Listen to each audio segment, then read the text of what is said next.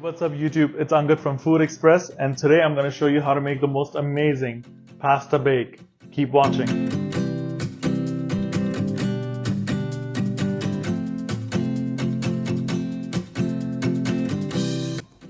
To begin, we're going to need a few ingredients.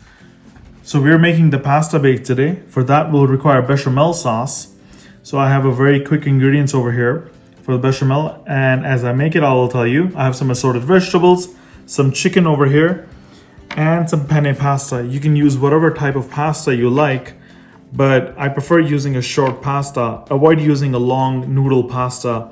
Alright, to begin, bring a pot of water to boil and add some salt into it. You want to add enough salt in there so it tastes like seawater. Once your water is boiling, add all your pasta. Whatever pasta you choose, cook according to the package instructions. Be careful not to overcook it.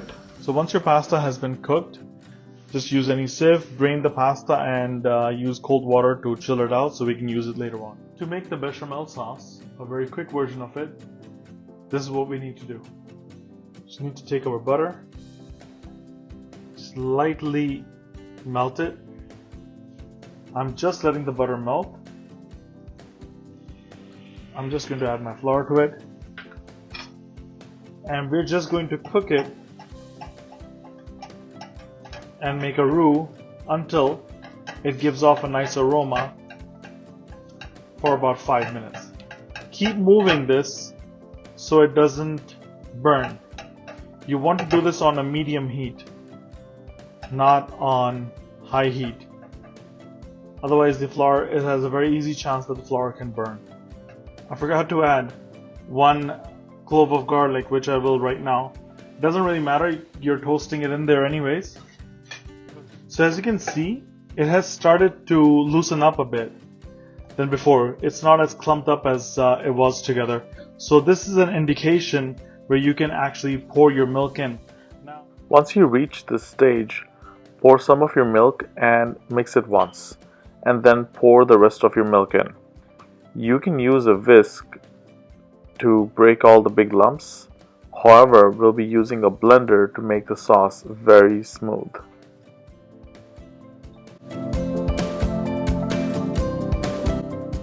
Your sauce will come together very soon once your milk starts to heat up.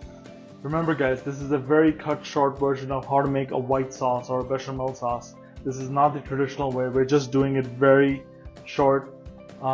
Don't season it right now. You should season it at the very end when you're good and happy with the consistency of the sauce that you're making. So just take a hand blender. Make sure your heat is off at this moment. You tilt the pan a little bit, and you don't do a continuous, you just do a little blitz of over here.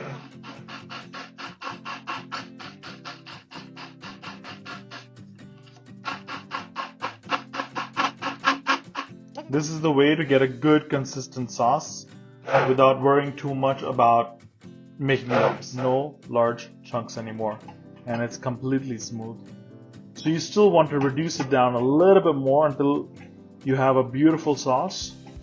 Alright, so let's turn the heat back on. And once you reach this consistency, right here you can see that, I'm going to turn it off, and our sauce is ready. All we need to do is season it very nicely. Black pepper here that I've ground.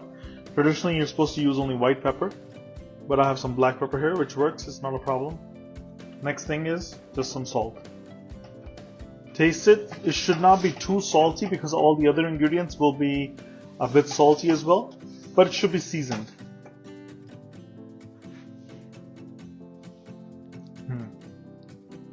Nice. Cover your sauce, retain for later, we're going to need it. For your assorted vegetables, chop them into big chunks so you can see all the ingredients throughout the pasta. So let me show you what we're going to do with these. If you have a mushroom over here, chop it into a bigger piece than you would regularly. So not a thin one, a big one. For your onions, you want to give it big chunks as well. Don't cut your onions small. You want to be able to see each piece. You want to cut it into cubes as well. I'm doing a fine Brunoise chop on the jalapeno so it mixes everywhere, and I have a little spice to my pasta. For the chicken, cut it into large strips and then cut them into cubes. Don't cut them too small, just keep them at the same size as the vegetables that you are cutting as well. Alright, so what you would need to do is keep like a glass. I have a glass baking pan with me over here. You can use a stainless steel one or something else, but I'm just using this one for my pasta bake. Let's set your oven to at least 380 degrees and pre-bake this. So when we are ready to put our pasta in the oven, it's already hot for us. Now, so first thing I'm going to do is saute the mushrooms and then remove them. A little bit of oil. Put the mushrooms in there.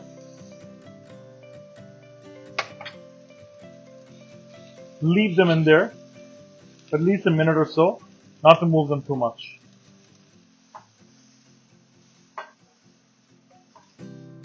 I'm just gonna season them right now. Veggies. Now, our purpose is not to overcook these veggies at all because they will cook for at least 20 minutes in the oven. Our purpose is just to get some color on them. That's about it. Alright, so I have a little bit more oil inside. Putting my onions and my peppers. Going to give it a maximum 2 or 3 minute saute. That's it.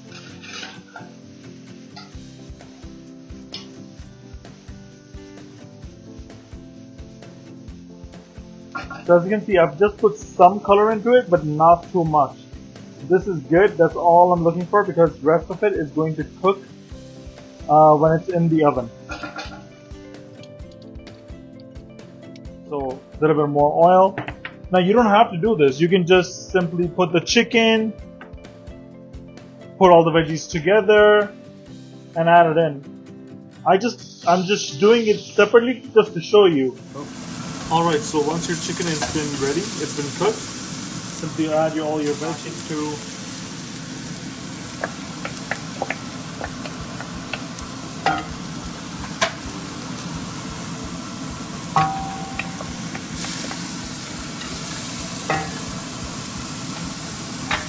I'm not trying to cook the jalapenos that much, so this is perfectly fine for me.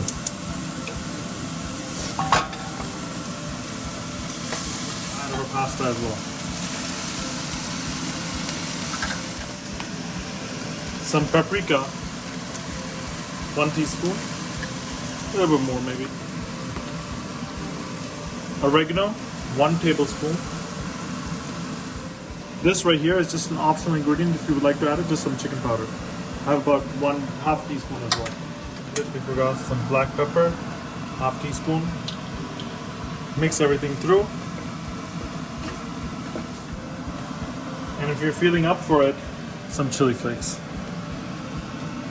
Alright, so what I'm doing is I'm going to take some of the bechamel sauce that I have. I'm just going to put it underneath over here. Put a very generous amount. And all we're doing now is just taking all this pasta and we're just simply putting it in the middle. We're not mixing it in, I'm simply putting it in the middle. So once you have a nice even layer of it, just put some bechamel sauce on top.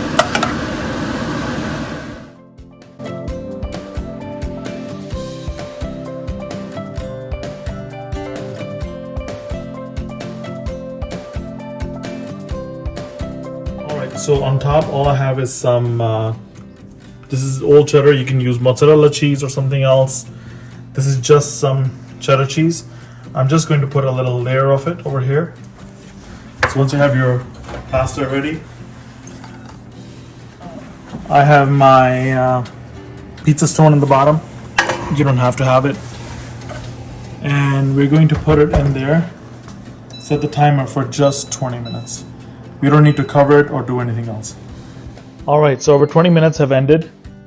And all we need to do, this is what the dish looks like right now. As you can see, it's not browned up on top, so all we do now is put it on broil at high, and let's start. And we're only doing that for 5 minutes maximum. Keep an eye on it so it doesn't burn through, but now you're simply turning the oven light on and trying to keep an eye on it so everything browns up nicely on top and it doesn't burn. Now be watchful and be here. Alright, so as you can see, I still have about 2 minutes remaining, but it's browning beautifully, and that's all our purposes. So it's not necessarily that 5 minutes means 5 minutes. Take your time, keep watching your product, and my product is ready. Let's bring that out. Look at that. That looks absolutely delicious.